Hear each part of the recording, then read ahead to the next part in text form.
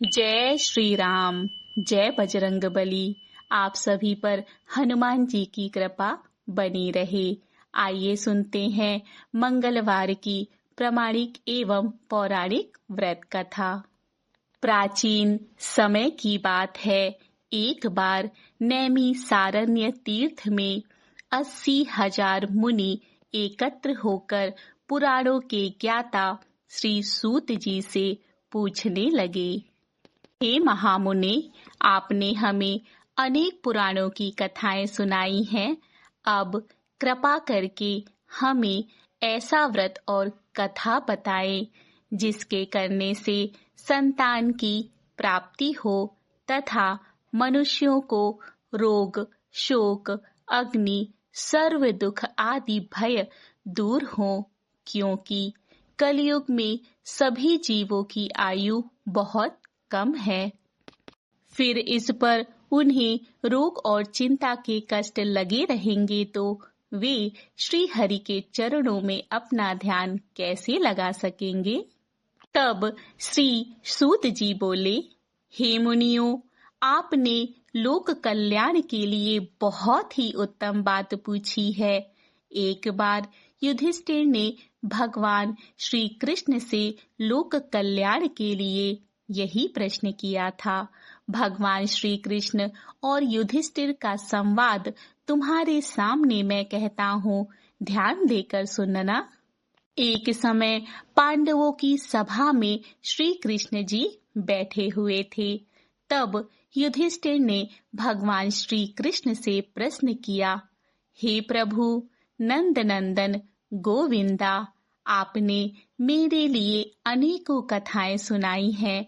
आज आप कृपा करके ऐसा व्रत या कथा सुनाएं जिसके करने से मनुष्य को रोग चिंता का भय समाप्त हो और उनको पुत्र की प्राप्ति हो। हे प्रभु, बिना पुत्र के जीवन व्यर्थ है। पुत्र के बिना मनुष्य नरकगामी होता है। पुत्र के बिना मनुष्य पितृ ऋण से छुटकारा नहीं पा सकता और ना ही उसका पुन्नग नामक नरक से उद्धार हो सकता है। अतः पुत्रदायक व्रत बतलाएं। श्री कृष्ण भगवान बोले, हे राजन, मैं एक प्राचीन इतिहास सुनाता हूँ, आप उसे ध्यान पूर्वक सुनो। कुंडलपुर नामक एक नगर था। उसमें नंदा नामक एक ब्राह्मण रहता था। भगवान की कृपा से उसके पास सब कुछ था, फिर भी वह दुखी था। इसका कारण यह था कि ब्राह्मण की स्त्री सुनंदा के कोई संतान ना थी। सुनंदा पतिव्रता थी। भक्ति पूर्वक श्री हनुमान जी की आराधना करती थी। मंगलवार के दिन व्रत करके अंत में भोजन बनाकर हनुमान जी का भोग लगाने के बाद ही वह स्वयं भोजन करती थी। एक बार मंगलवार के दिन ब्राह्मणी गृह कार्य की अधिकता के कारण हनुमान जी को भोग ना लगा सकी, तो इस पर उसे बहुत ही दुख हुआ। उसने कुछ भी नहीं खाया और अपने मन में प्रण किया कि अब तो अगले मंगलवार को ही हनुमान जी का भोग लगाकर अन्न और जल ग्रहण करूंगी। ब्राह्मणी सुनंदा प्रतिदिन भोजन बनाती, श्रद्धा पूर्वक पति को खिलाती, परंतु स्वयं भोजन नहीं करती और मन ही मन श्री हनुमान जी की आराधना करती। इसी प्रकार 6 दिन गुजर गए और ब्राह्मणी सुनंदा अपने निश्चय के अनुसार भूखी प्यासी निराहार रही। अगले मंगलवार को ब्राह्मणी सुनंदा प्रातः काल ही बेहोश होकर गिर पड़ी। ब्राह्मणी सुनंदा की इस असीम भक्ति के प्रभाव से श्री हनुमान जी बहुत प्रसन्न हुए और प्रकट होकर बोले, सुनंदा, मैं तेरी भक्ति से बहुत प्रसन्न हूँ, तू उठ और वर मांग। सुनंदा अपने आराध्य देव श्री हनुमान जी को देखकर आनंद की अधिकता से विह्वल हो श्री हनुमान जी के चरणों में गिरकर बोली, हे प्रभु, मेरी कोई संतान नहीं है, कृपा करके मुझे संतान प्राप्ति का आशीर्वाद दें, आपकी बहुत कृपा होगी। श्री महावीर जी हनुमान जी बोले, तेरी इच्छा पूर्ण होगी, तेरे एक कन्या पैदा होगी, उसके अष्टांग प्रतिदिन सोना दिया करेंगे। इस प्रकार कहकर श्री महावीर जी हनुमान जी अंतर्ध्यान हो गए। ब्राह्मणी सुनंदा बहुत हर्षित हुई और सभी समाचार अपने पति से कहा। ब्राह्मण देव कन्या का वरदान सुनकर कुछ दुखी हुए, परंतु सोना मिलने की बात सुनी तो बहुत प्रसन्न हुए। विचार किया कि ऐसी कन्या के साथ मेरी निर्धनता भी समाप्त हो जाएगी। श्री हनुमान जी की कृपा से वह ब्राह्मणी गर्भवती हुई। श्री हनुमान जी की कृपा से वह ब्राह्मणी गर्भवती हुई और 10वें महीने में उसने बहुत ही सुंदर पुत्री को जन्म दिया। यह बच्ची अपने पिता के घर ठीक उसी तरह बढ़ने लगी जिस प्रकार शुक्ल पक्ष का चंद्रमा बढ़ता है। 10वें दिन ब्राह्मण ने उस बालिका का नामकरण संस्कार करवाया। उसके कुल पुरोहित ने उस बालिका का नाम रत्नावली रखा, क्योंकि यह कन्या सोना प्रदान किया करती थी। इस कन्या ने पूर्व जन्म में बड़े ही विधान से मंगल देव का व्रत किया था। रत्नावली का अष्टांग बहुत सा सोना देता था।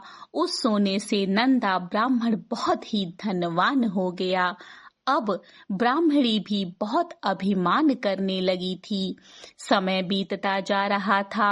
अब रत्नावली 10 वर्ष की हो चुकी थी। एक दिन जब नंदा ब्राह्मण प्रसन्न चित्त था, तब सुनंदा ने अपने पति से कहा, हे स्वामी, अपनी पुत्री रत्नावली विवाह के योग्य हो गई है, अतः आप कोई सुंदर तथा योग्य वर देखकर इसका विवाह कर दें। यह सुन ब्राह्मण बोला, अभी तो रत्नावली बहुत छोटी है। तब ब्राह्मणी बोली, शास्त्रों की आज्ञा है कि कन्या 8वें वर्ष में गौरी, 9 वर्ष में राहड़ी, 10वें वर्ष में कन्या, इसके पश्चात रजस्वला हो जाती है। गौरी के दान से पाताल लोक की प्राप्ति होती है, राहड़ी के दान से बैकुंठ लोक की प्राप्ति होती है, कन्या के दान से इंद्र लोक में सुखों की प्राप्ति होती है। अगर हे पतिदेव रजस्वला का दान किया जाता है तो घोर नरक की प्राप्ति होती है। इस पर ब्राह्मण ने कहा, अभी तो रत्नावली मात्र 10 ही वर्ष की है और मैंने तो 16-16 साल की कन्याओं का विवाह कराया है, अभी जल्दी ही क्या है। तब ब्राह्मणी सुनंदा बोली, आपको तो लोभ अधिक हो लगता है। शास्त्रों में कहा गया है कि माता पिता और बड़ा भाई रजस्वला कन्या को देखते हैं तो अवश्य ही नरकगामी होते हैं। तब ब्राह्मण ने कहा, अच्छी बात है, कल मैं अवश्य ही योग्य वर की तलाश में अपना दूत भेज दूंगा। दूसरे ही दिन ब्राह्मण ने अपने दूत को बुलाया और आज्ञा दी कि जैसी सुंदर मेरी कन्या है, वैसा ही सुंदर वर उसके लिए तलाश करो। दूत अपने स्वामी की आज्ञा पाकर निकल पड़ा।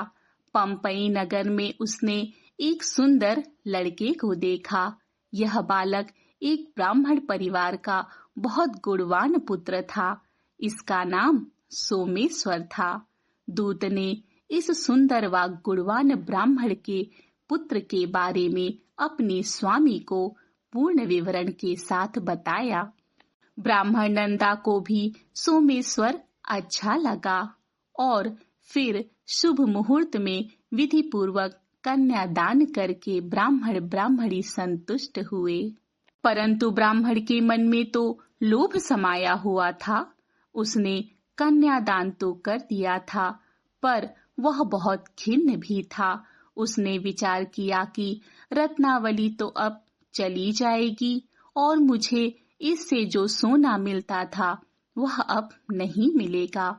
मेरे पास जो धन था कुछ तो इसके विवाह में खर्च हो गया और जो शेष बचा है वह भी कुछ दिनों के पश्चात ही समाप्त हो जाएगा। मैंने तो इसका विवाह करके बहुत बड़ी भूल कर दी है। अब कोई ऐसा उपाय सोचना पड़ेगा कि रत्नावली मेरे ही घर में बनी रहे, अपने ससुराल ना जाए। लोभ रूपी राक्षस ब्राह्मण के मस्तिष्क पर छाता जा रहा था। रात भर अपनी शैया पर बेचैनी से करवटे बदलते बदलते उसने एक बहुत ही क्रूर निर्णय लिया। उसने विचार किया कि जब रत्नावली को लेकर उसका पति सोमेश्वर अपने घर के लिए जाएगा तो वह मार्ग में छिपकर सोमेश्वर का वध कर देगा और अपनी लड़की को अपने घर ले आवेगा, जिससे नियमित रूप से उसे सोना भी मिलता रहेगा और समाज का कोई मनुष्य उसे दोष भी नहीं दे सकेगा। प्रातः काल हुआ तो नंदा और सुनंदा अपने जमाई तथा लड़की को बहुत सारा धन देकर विदा किया। सोमेश्वर अपनी पत्नी रत्नावली को लेकर ससुराल से अपने घर की तरफ चल दिया। ब्राह्मण नंदा महालोभ के वशीभूत हो अपनी मति खो चुका था। पाप पुण्य को उसे विचार ना रहा। अपने भयानक व क्रूर निर्णय को कार्य रूप देने के लिए उसने अपने दूत को मार्ग में अपने जमाई का वध करने के लिए भेज दिया, ताकि रत्नावली से प्राप्त होने वाला सोना उसे हमेशा मिलता रहे और वो कभी निर्धन ना हो। ब्राह्मण के दूत ने अपने स्वामी की आज्ञा का पालन करते हुए उसके जमाई सोमेश्वर का मार्ग में ही वध कर दिया। समाचार प्राप्त कर ब्राह्मण नंदा मार्ग में पहुंचा और रुंदन करती हुई पुत्री रत्नावली से बोला, हे पुत्री, मार्ग में लुटेरों ने तेरे पति का वध कर दिया है। भगवान की इच्छा के आगे किसी का कोई वश नहीं चलता। अब तू घर चल, वहां पर ही रहकर अपना शेष जीवन व्यतीत करना। जो भाग्य में लिखा है वही होगा। अपने पति की अकाल मृत्यु से रत्नावली बहुत दुखी हुई। करुण क्रंदन व रुंदन करते हुए अपने पिता से बोली, हे पिताजी, इस संसार में जिस स्त्री का पति नहीं है उसका जीना व्यर्थ है।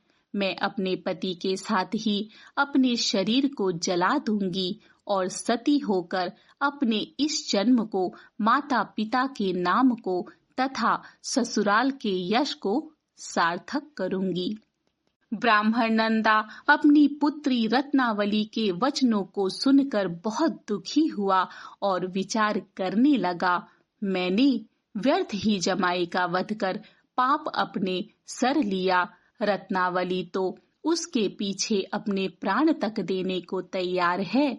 मेरा तो दोनों तरफ से मरण हो गया।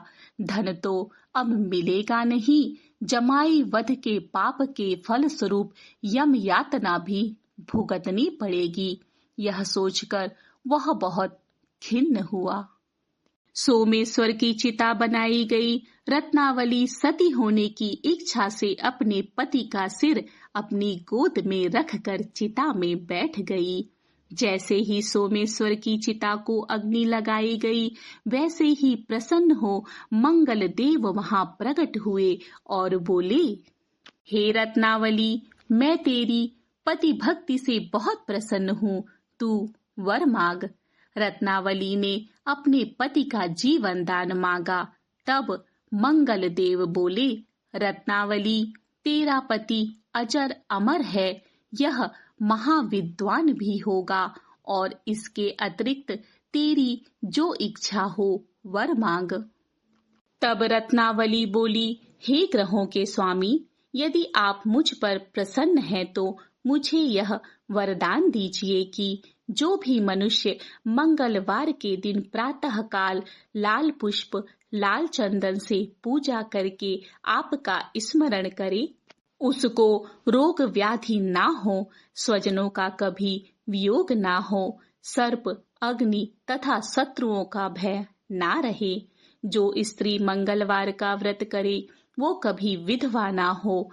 मंगल देव तथास्तु कहकर अंतर ध्यान हो गए। सोमेश्वर मंगल देव की कृपा से जीवित हो उठा। रत्नावली अपने पति को पुनः प्राप्त कर बहुत प्रसन्न हुई और मंगल देव का व्रत प्रत्येक मंगलवार को करके व्रतराज और मंगल देव की कृपा से इस लोक में सुख ऐश्वर्य को भोगते हुए अंत में अपने पति के साथ स्वर्ग लोक को गई। इति श्री मंगलवार व्रत कथा। बोलो अंजनी पुत्र बजरंग बली की जय।